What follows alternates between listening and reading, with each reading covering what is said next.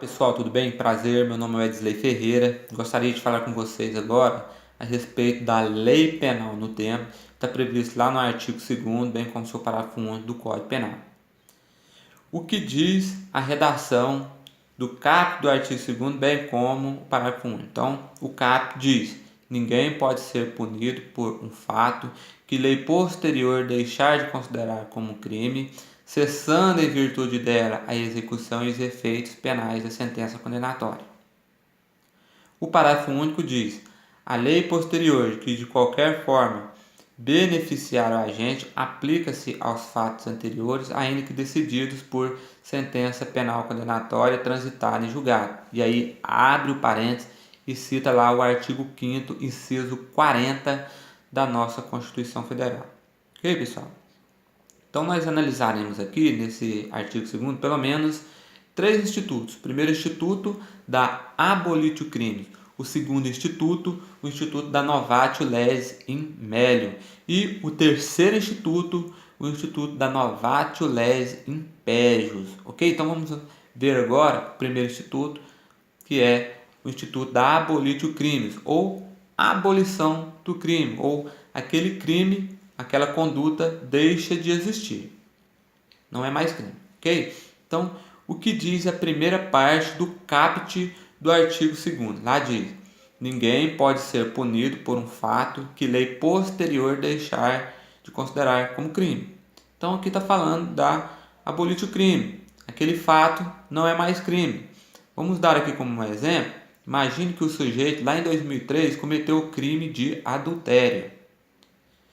E então, em 2005 surge uma lei posterior dizendo que não, agora o adultério não é mais crime. Então, quando esse sujeito ele for julgado, o juiz deve declarar extinta a punibilidade daquela pessoa, porque surgiu uma lei posterior dizendo que aquele fato não é mais crime. Vamos analisar agora esse mesmo exemplo. Imagine que o sujeito lá em 2003 cometeu lá o crime de adultério e em 2004 ele é condenado e ele já está em fase de execução da pena. Então, em 2005 surge lá a lei posterior dizendo que o crime de adultério não é mais crime, deixou de existir. O que vai acontecer com aquele sujeito que já está em fase de execução? Então temos que analisar agora, a segunda parte do caput do artigo 2º. Então o que diz lá?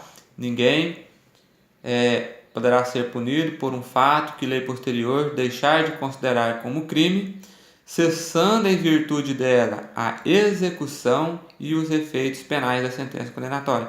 Então cessa a execução, cessa os efeitos penais da sentença condenatória. Então aquele sujeito ele não deve mais cumprir a pena, o seu nome deve ser retirado do rol de culpados, etc. Então é isso que fala o caput do artigo 2º a respeito da abolitio crimes. Vamos ver agora o segundo instituto, que fala a respeito da novatio legis in melium, ou nova lei melhor. Vamos dar aqui um exemplo. Vamos imaginar como exemplo o crime de furto. Imagine que o crime de furto tem uma pena de 2 a 8 anos. E aí o sujeito vai lá e comete o crime. Então ele é processado e durante o processo dele surge uma nova lei dizendo que não, agora o crime de furto tem uma pena de 1 ano a 4 anos. Então é uma lei melhor, reduziu pela metade a pena.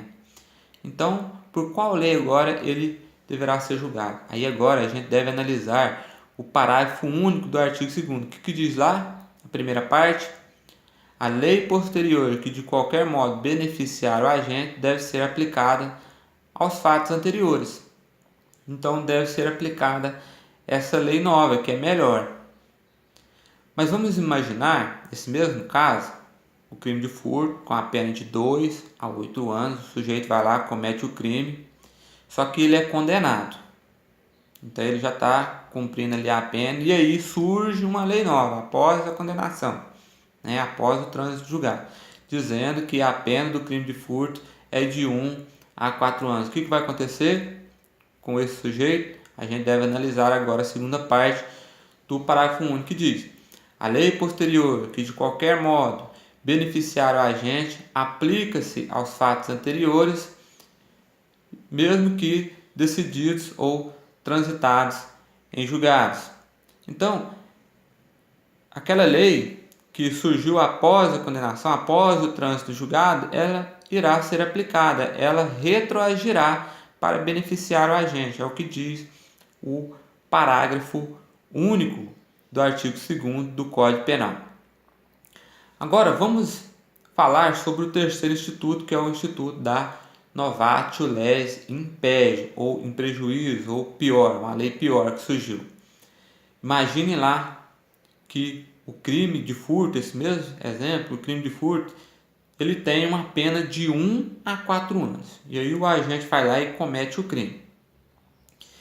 E vamos supor que ele é processado e aí surge uma lei pior dizendo que não, o crime de furto agora tem uma pena mais pesada, de 2 a 8 anos. Então, agora, por qual lei esse agente, essa pessoa será processada e julgada? É o que diz, né, o que está no artigo 5º, inciso 40, que eu falei para vocês, está no final do parágrafo único do artigo 2º do Código Penal, que diz lá o artigo 5º, inciso 40, que a lei penal ela não retroagirá, salvo para beneficiar o réu. Então, como eu disse no exemplo para vocês, embora tenha surgido essa lei penal que é impede, né, em prejuízo do agente, ela não deve retroagir, conforme está de acordo com o artigo 5º, inciso 40 da Constituição Federal. Então, aí surge o efeito, né, da lei penal, que é o efeito da ultratividade, né? Então, deve ser aplicada aquela lei que era melhor para o agente quando ele cometeu o crime. Ok, pessoal? Então, esse foi o tema que eu gostaria de ter tratado com vocês. Espero que tenham gostado, espero que tenha ajudado. Peço novamente vocês que gostam de vídeo como esse, que curtam aí o vídeo, que inscrevam no canal, que sempre possível estarei postando vídeos como esse, ok? Então, forte abraço e até mais.